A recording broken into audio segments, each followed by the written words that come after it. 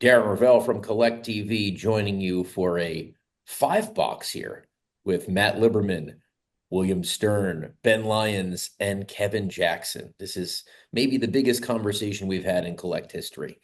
And we are talking historical because with Sotheby's putting up the preseason Michael Jordan debut jersey and the regular season Kobe Bryant debut jersey, it got us thinking here at Collect, what is the jersey that you would most like to have? And I'm going to leave myself for last because I think I have the best one. And we'll start with the guest first. Ben Lyons, what is the jersey you would most like to have and why? Well, I appreciate you all having me on the platform. I'm a huge fan of Collect, and just to give our audience some context, you're talking to a guy who has things like an Andrew Bogut. Oh, yes, you do. This is a From the this Australian yeah, Basketball that's League. right. This is the Sydney Kings. It's got the Hungry Jacks, which is their version of Burger King on it. Shout out to Andrew Bogut. As you know, I went to the University of Michigan. The Fab Five holds a special place in my heart. Not Juwan Howard, not Jalen Rose, not Show Chris me the Webber. This Rob is a Pelinka. Jimmy Jimmy King King. here. Got to show some love to Jimmy King. But look, I am a New York Knicks fan. I even have these terrible orange Carmelo Anthony jerseys from the Christmas Day game they lost to Kobe. I have this terrible All-Star game jersey from Melo That's when he terrible. That was played a in the terrible he one. played in the All-Star game and then shut it down for the rest of the season, got his knee scoped.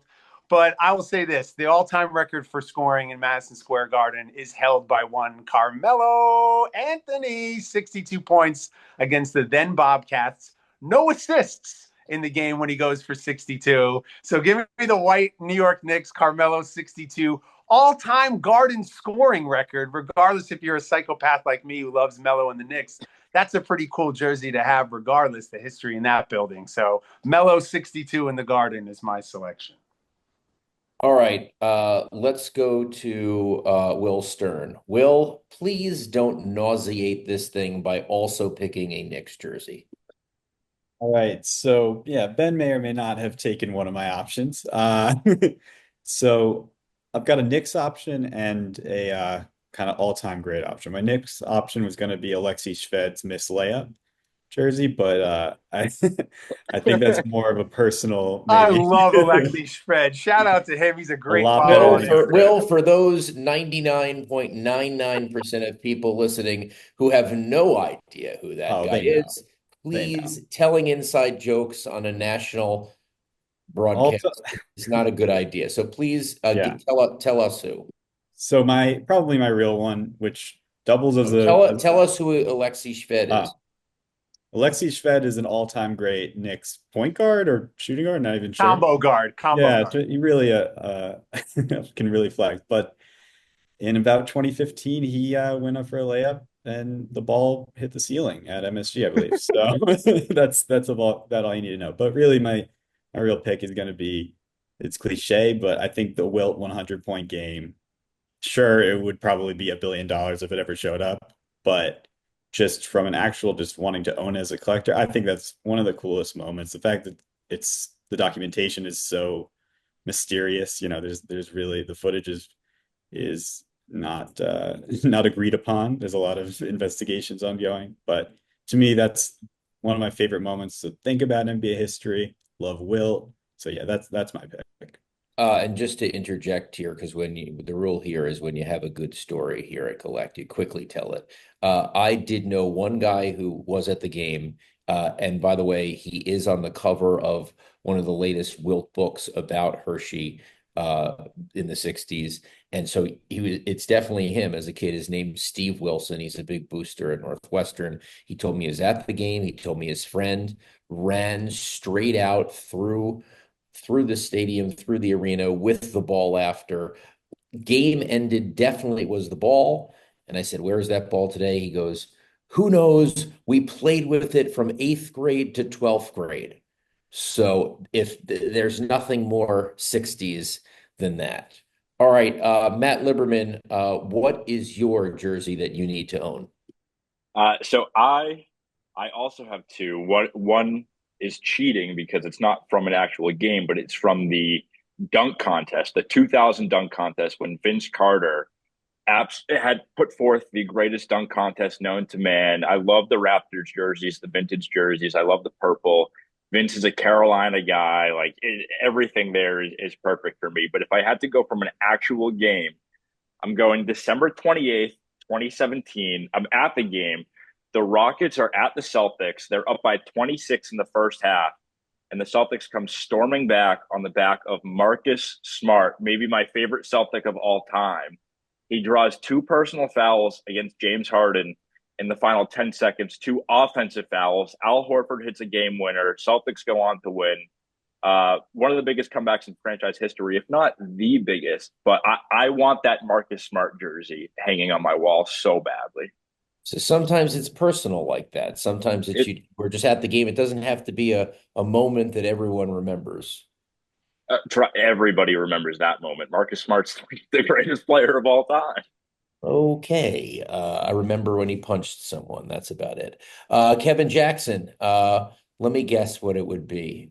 Would it be a Ken Griffey Jr. or an Ichiro? Or would it be a Gus Williams or a Sonics jersey? Well, I think the question that we all ask when we make this choice is, do you want to go sentimental value or do you want to go with like overall collectability, monetary value?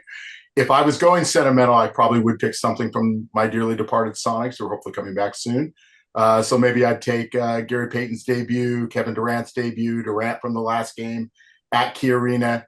I do have a Gus Williams jersey from the late 70s hanging in the other room. Unlike Ben, I didn't take my stuff out of the frame to bring it in here for show and tell. Kind of wish I would have.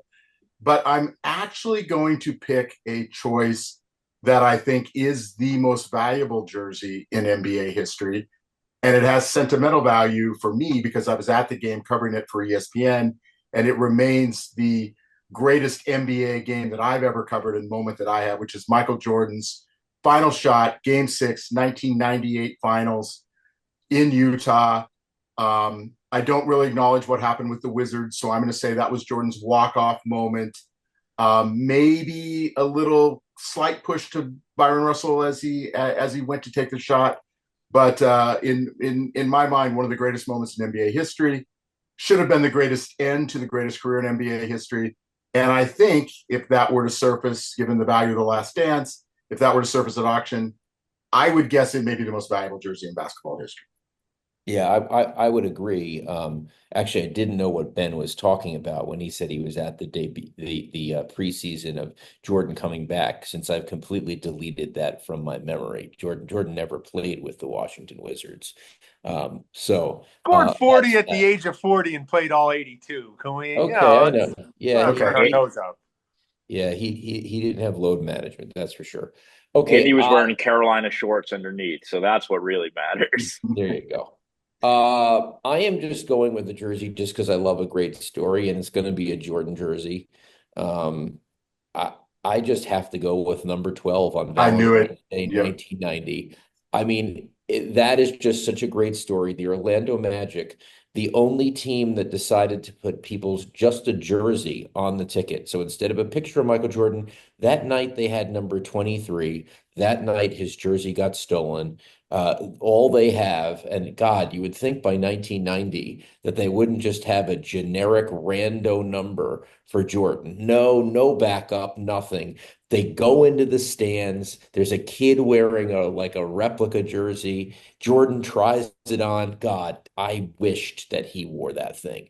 Jordan tries it on, can't do it, and he's got the number 12. Now, I hear that the number 23 might have been, that story might be coming out, but I don't want the 23 that was in the boards of the locker room, whatever. I want the number 12. That seems like that should have been easy to collect after, and we've heard nothing of it. So just a great story. No name on the back, number 12, one game only. To me, I love stories, and that's exactly what I want to have. The alt to that is another jersey disaster, which is Lou Whitaker at the, I want to say, 85 All-Star game, where he actually did wear, he forgot his Tigers jersey. They bought it from a vendor, and he put 1, his number, in Sharpie. That is also just completely classic that at the height of celebrating who you are in the game, you're wearing and by the way, in 1985, those were horrendous. I mean, they were not replicas. They were not close. So love that one too. Guys, this was a great exercise. I hope that in our lifetime, one of us accomplishes the dream of getting what we want. I don't think Ben's going away anywhere before he gets the Melo jersey. 62 points, no assists. No Come assists. on. That is that. No I did assist not is know the it was no perfect. That's the assist. perfect Carmelo That's line. quite a score line. Yeah, no assists. Yeah.